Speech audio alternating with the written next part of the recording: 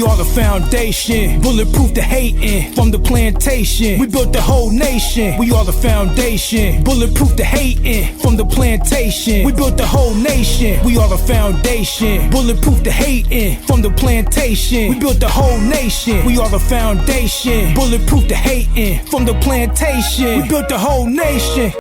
So in a recent sportscast about Ja Morant, Emmanuel Acho was spewing some of his typical tether rhetoric and got FBA G-checked by Joy Taylor. Check this out.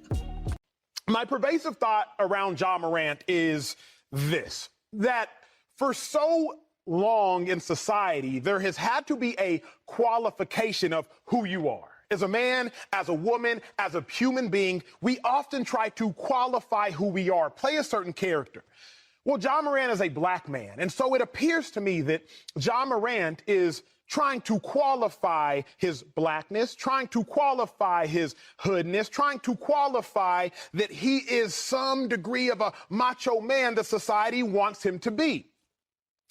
Ja Morant is choosing a life that did not choose him. So now the question is, why is he doing that?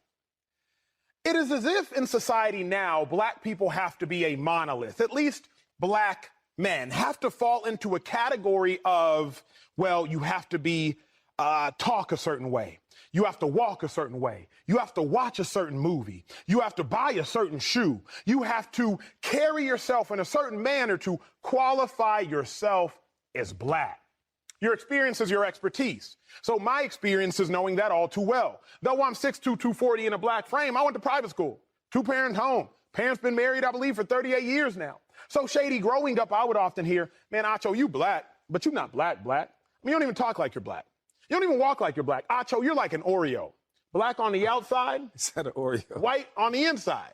Now, at 32 years old, I can handle that in totality, but at 13 years old, I cannot. And at 23, I doubt I would be able to handle it in the same manner in which I can handle it now at 32.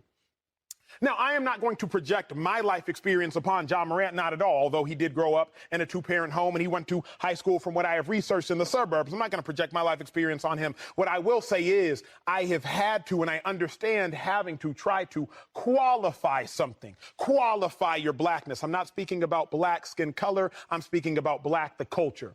So I can understand why Ja Morant might feel the need, if this is a part of the motivation for his actions, might feel the need to qualify himself. Maybe is more hood than he grew up. Maybe is more thug than he grew up. Maybe is more gangster than he grew up, because society, at least a certain sect of society, continues to put pressure upon people to be something that they are not. And I can say through firsthand experience, I have felt that pressure. And as a young adult, I may have caved to that pressure. Maybe not the same degree, but caved nonetheless. Joy? Well, this is a very layered, nuanced conversation. And it really hurts me when you say things like it's painful to hear you say that you be looked at as less black because you have two parents in your home, because you had a father in your life. Like, that's crazy that we would even use that as a qualification for what makes you a man and a black man.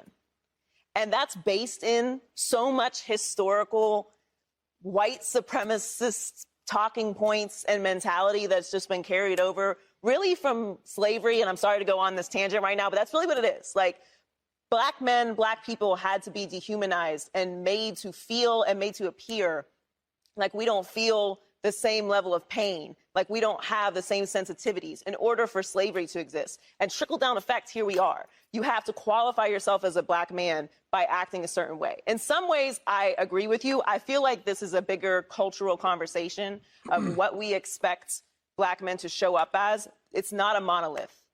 And First of all, shout out to Joy Taylor for putting that FBA G-check down.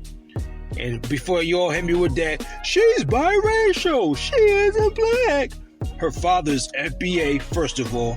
She grew up in an FBA household with her father, and she qualifies for reparations. So kill that noise. But shout out to Joy Taylor. Did you hear this damn tether Emmanuel Acho trying to put himself in the shoes of a black American? They said, I don't sound black. I don't walk and talk and act. That's because you're African. Of course you want to talk, sound, and act black. FBA. You're not FBA. You saw these tethers always try to put themselves in our shoes and try to tether themselves to our experiences. And Joey Teller had a G-check his ass because he's African. He doesn't understand the psychological effects that slavery had on us. So Joey Teller had to break that down to this damn tether. He don't understand that these Africans do not understand what happened to us, our psychology. They don't understand our history in America. That's why Joey Teller had to G-check this clown. These tellers are always trying to latch themselves onto us. They are not us. They need to understand this. They don't have the same experiences as us in the United States. They don't have the same history as us in the United States. And you can tell by the way Emmanuel Acho talks that he's superior to us. You could see it in his energy. Talking with his nose in the air. First of all, you baboon. Black Americans made it possible for your family to swim over from Nigeria and make a better life for you, and for you to be able to play in the NFL. We kicked those racial doors down in professional sports for the other blacks and minorities to come here and play sports. Emmanuel Acho is a whole clown.